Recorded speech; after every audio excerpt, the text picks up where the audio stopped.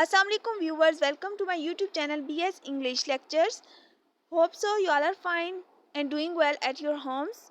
Today the topic which I am going to discuss with you is Anglo Norman period, or we can say Middle English period, which start from 1100 to 1500 AD. First of all, we are going to discuss the political and social history of the Anglo Norman period.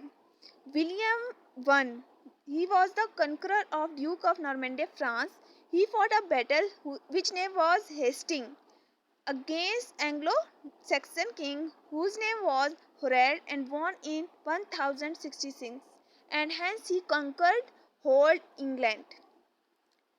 The conquest inaugurated a distinctly new epoch in the literary as well as political history of England. The author of Anglo-Saxon were then suddenly and permanently displaced as the Anglo-Saxon king, and the literature afterwards read and written by Englishmen was thereby as completely transformed as the sentiments and the taste of English rulers. The people of England were suddenly inspired. They were inspired by a new version of a great future. They became united in a common hope. The Normans not only brought with them soldiers, artisans, and traders, but they also import scholars for the revival of new knowledge, chronicles to record memorable events, and to sing of adventure and love as well. Great amount of Greek, Latin works translate into Middle English and demolished Anglo-Saxon things and they demolished the Anglo-Saxon king and king as well as authors and their literature as well. Now here we discuss literature of Anglo-Normans. As the Normans people, they were from France. They used to speak language French. Hence, in the previous period, the languages were Italian, Greek, and Latin. The fusion of these languages emerged each other, and they brought French in dominant. The French language was in dominant at that time of Normans, and the style of literature was poetry, prose. They used to write plays and as well as the emergence of drama as well. Hence, in spite of the English language having been thrown into the background, some works were composed in it. Then, though they echo in the main of the sentiments and the taste of the French writers, as French then was the supreme arbiter of European literary style. The French language then the supreme arbiter of European literary style in the time of Anglo-Norman period. Before that, Latin and Greek were dominant. So in Anglo-Norman period, the French was dominant language of that time. Hence, the theme of the literature was most popular was the romance. How the most popular form of literature during the Middle English period was romance. These romances are notable for their stories. They are stories rather than their poetries, and they like the drama afterward, furnishing the chief mental recreation of time for the great body of the people. They used to recreate the sentiments, the mental capacity of the people of that time with the stories. These romances were mostly borrowed from Latin and French. The romance was basically borrowed from Latin and French resources. They fuse with each other. The resources are Latin and French. They used to mix these resources and form a story, or we can say drama. Romantic element is there in their poetry, in their literature. They deal with the stories of King Arthur, the War of Troy, as well as mythical stories and the stories of the Alexander the Great as well.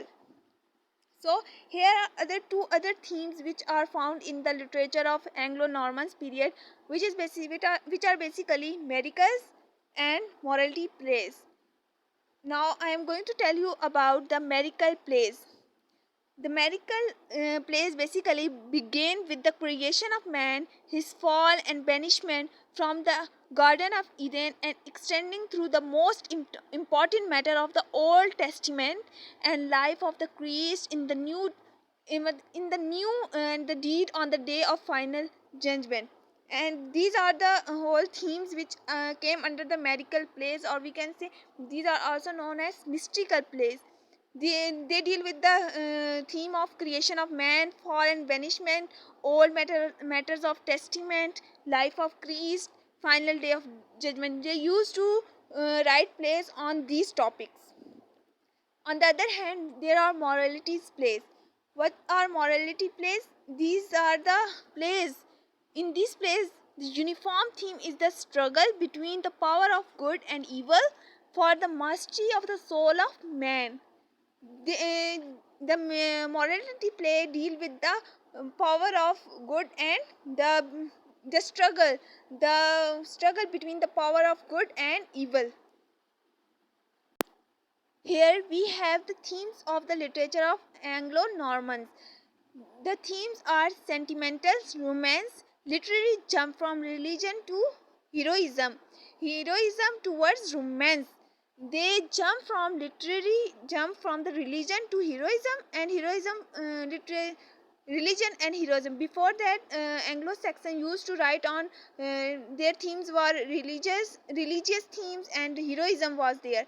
But in this Normans period, they used to jump towards romance. Romance is the most prominent theme in this era. So virtue, medical plays, which are being brought out from Bible, morality plays, societies in which good versus bad characters, and as well as they are mostly personified with each other.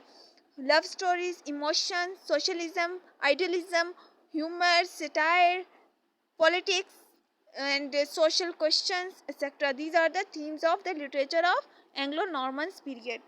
Hence, there are some characteristics of this age. Humanities bring nature to poetry. They used to bring nature towards their writing of poetry. Romance, wise minds.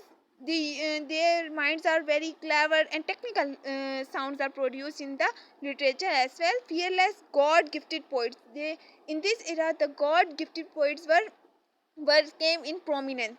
Close of real life and man. They are close to real life and real men. And the writers of this age was William Langland, John Brewer, and the father of the poetry was belonged to this era, which is known as the Chaucer. I am going to tell you about Chaucer in detail in our next video, and about other authors, other writers as well. So basically, the Anglo Normans, which is known as Middle English period, it is also divided into three parts. One is belong to before Chaucer, which goes on from 1600 to 1300 AD, and the other one is Age of Chaucer, in which Chaucer himself present.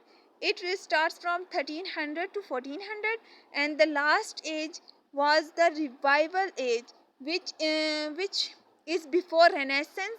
The age which is before Renaissance, which moves from 1400 to 1550. After that, the Renaissance age emerges and inaugurate. This is the three periods in which Middle English period is divided.